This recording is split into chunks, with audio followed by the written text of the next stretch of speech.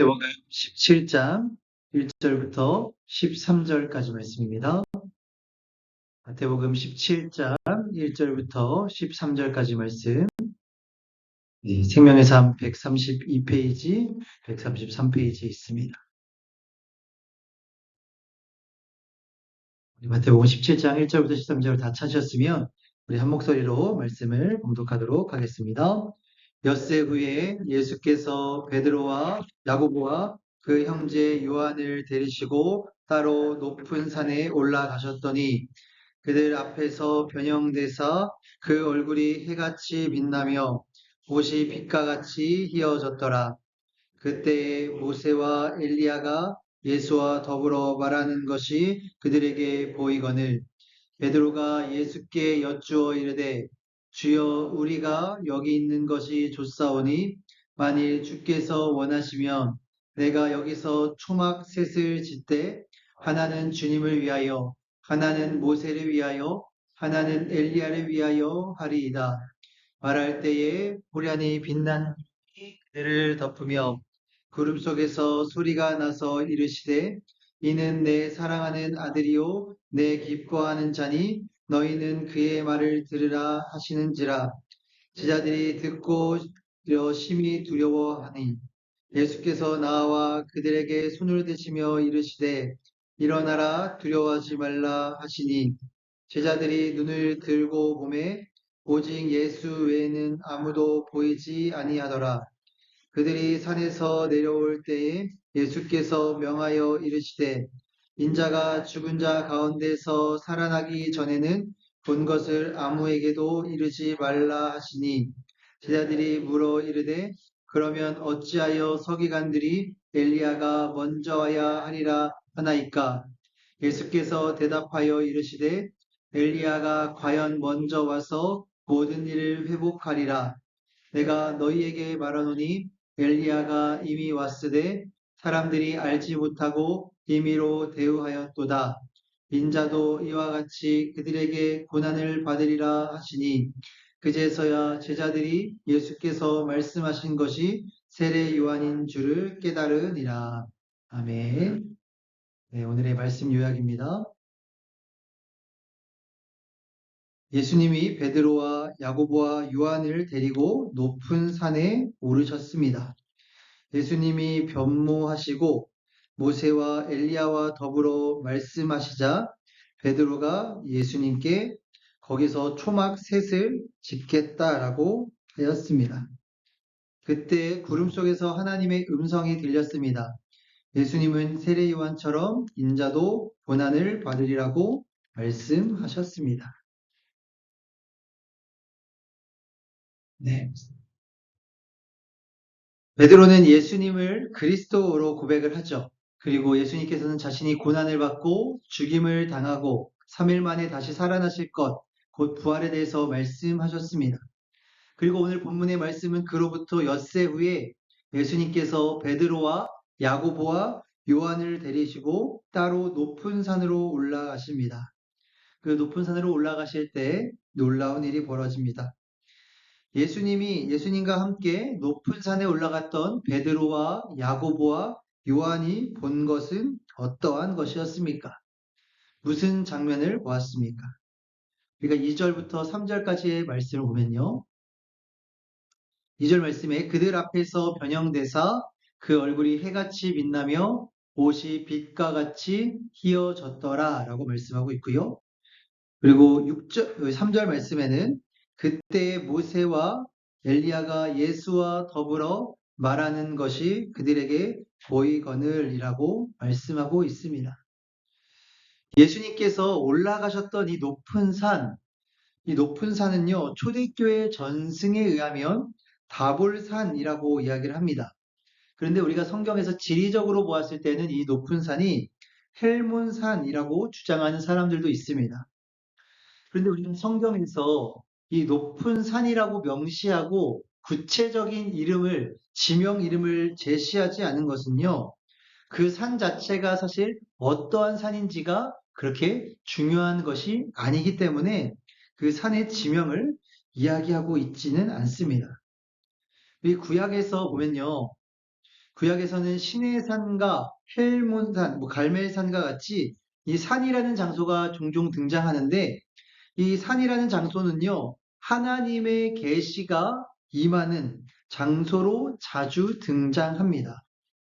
그래서 예수님께서 세 명의 제자들을 데리고 높은 산으로 올라갔다라는 것은 어떠한 하나님의 계시가 있을 것이다라는 것을 암시하고 있는 것이죠. 예수님과 함께한 베드로, 야고보, 요한이 처음 목격한 것은 그 장면은 무엇입니까? 예수님의 변모, 예수님의 얼굴이 해처럼 빛났고 예수님의 입으셨던 옷 또한 빛처럼 새하얗게 변했다라고 그렇게 기록되어져 있죠. 이렇게 예수님의 얼굴에 변모한 것, 얼굴이 해처럼 빛나고 옷이 빛처럼 새하얗게 변하였다라는 것은요. 사실 예수님께서 하늘의 존재임을 표현하는 전형적인 방식입니다. 다시 말해 예수님께서는 이 땅에 인간의 몸으로 오셨지만 하늘에 계신 하나님이시다라는 것을 예수님의 이 변모의 모습을 통해서 알려주고 있는 것이죠. 두 번째로 목격한 장면은 무엇입니까? 그 목격한 장면은 모세와 엘리야와 예수님이 함께 더불어 이야기하는 장면이 등장하고 있습니다. 그렇다면 왜 모세와 엘리야일까요? 우리 유대인들의 전통에 의하면요. 이 모세와 엘리야는 하나님의 뜻에 순종한 대표적인 인물로 이렇게 알려져 있습니다. 그런데 이 두 사람은요, 특별히 공통점이 하나님의 뜻에 순종하였고, 그래서 순종함으로 말미암아 많은 사람들에게 고난을 받은 인물, 그리고 그로 인하여서 하늘에 올라가는 영광을 얻은 인물로 유대인들은 믿었습니다. 그러니까 결국 예수님께서는요, 유대인들이 가지고 있었던 그 생각 안에서 모세와 엘리야와 같이 예수님이 하나님의 뜻에 순종함으로 고난을 받고 하늘에 올라가게 될 것이라는 것을 계시하기 위해서 이 세 명의 제자들에게 이 장면을 보여주고 계신 것입니다. 그러면 우리는 이렇게 생각할 수 있습니다. 저는 말씀을 준비하면서 왜 하필 세 명일까? 왜 그리고 꼭 이 세 명이 꼭 이 세 명의 인물만 등장해야 될까? 뭐 여러 가지 뭐 학설들이 있지만 뭐 유대교 어떤 유대의 율법에 보면 어떤 일을 증명하고 증언할 때는 두세 사람이라는 그 말이 꼭 등장을 합니다. 율법을 보면. 그러니까 예수님께서 이 두세 사람을 데리고 갔다라는 건 뭐예요? 확실한 증거를 남기기 위해서 세 사람을 데리고 올라가신 것입니다. 그러면 왜 또 이 세 사람일까? 12명, 기왕 12명 많지도 않은데 12명 다 데리고 가실 수도 있는데 왜 이 세 명만 데리고 가셨을까? 거기에도 여러 가지 학설이 있지만 이 세 명의 이 제자가 그 당할 앞으로의 사명을 이 모습을 통해서 감당하게 하시기 위해서 이것을 보여주었다라고 얘기하는 성경학자들이 있습니다. 그렇다면 이 예수님의 변형과 그 모세와 엘리야를 본 이 세 명의 제자 중에 특별히 이 베드로의 반응이 어떠했습니까? 이 4절 말씀을 보면요. 우리가 여기 있는 것이 좋사오니 내가 여기서 초막셋을 짓되 하나는 주님을 위하여 하나는 모세를 위하여 하나는 엘리야를 위하여 하리이다 라고 말씀하고 있죠. 베드로는 이 광경을 목격한 이 순간이 그대로 멈췄으면 계속되었으면 하는 바람이 있었습니다. 그래서 여기에다가 예수님과 모세와 엘리야를 위해서 초막 3개를 내가 짓겠습니다 라고 예수님께 말씀을 드렸던 것입니다. 하지만 이러한 반응에 갑자기 놀라운 일이 일어납니다. 5절 말씀을 보면요. 말할 때에 호련히 빛난 구름이 그들을 덮으며 구름 속에서 소리가 나서 이르시되 이는 내 사랑하는 아들이요 내 기뻐하는 자니 너희는 그의 말을 들으라 하시는지라. 나타난 현상이 무엇입니까? 베드로가 여기 초막새를 짓겠습니다 라고 말하자 어떤 반응이 일어났냐면 호련히 빛난 구름이 그들을 덮었고 구름 속에서 소리가 났다라고 이야기합니다. 호련히 빛난 구름이 그들을 덮었다. 이것은 무엇을 상징하는 것입니까? 하나님의 임재를 상징해요. 그 소리가 났다라는 것은 무엇입니까? 하나님의 임재 가운데 하나님의 음성이 들렸다라는 것을 뜻하고 있죠. 그리고 하나님께서 그 음성으로 명하신 것이 무엇이었습니까?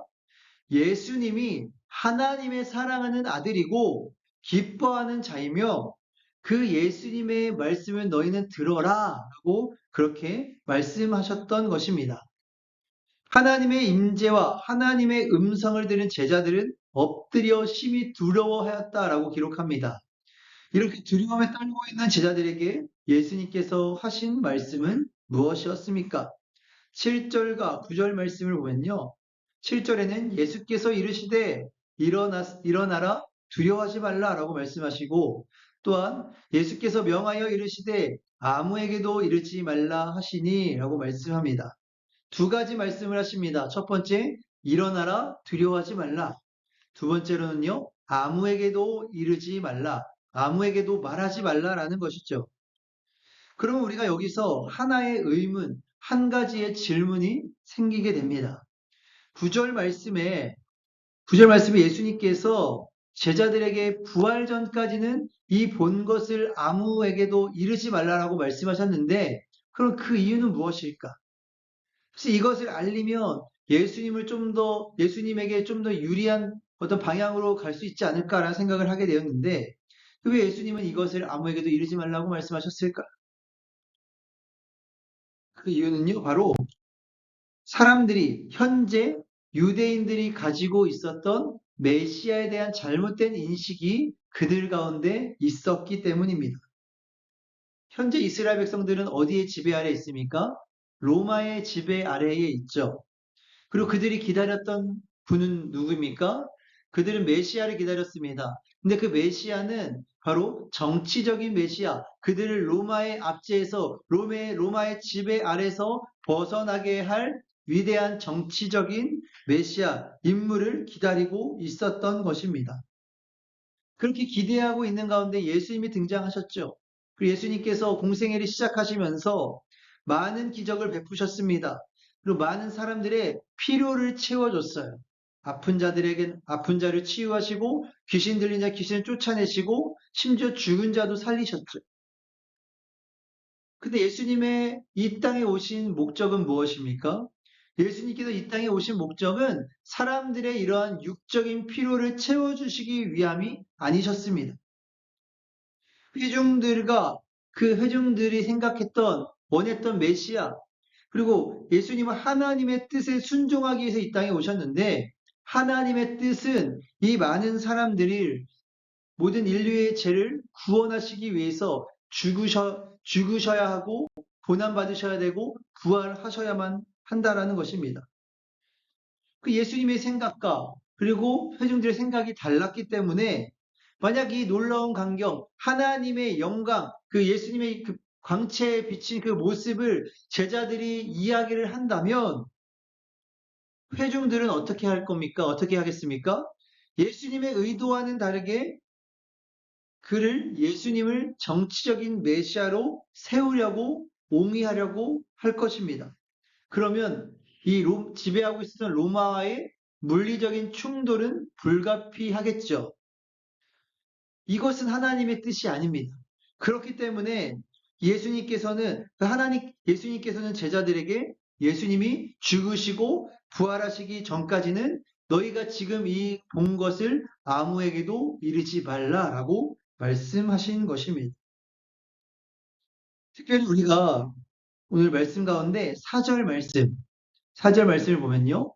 베드로가 여쭈어 이르되 주여 우리가 여기 있는 것이 좋사오니라고 고백한 것처럼 이 베드로의 고백처럼 우리가 여기에 있는 것이 좋사오니 우리가 이 자리에 그냥 머물기 원합니다. 이대로 그냥 쭉 그냥 살기를 원합니다라고 고백한 것과 같이 혹시 우리가 우리의 삶 가운데 순종을 미루고 있는 것이 있다면 무엇이 있겠습니까?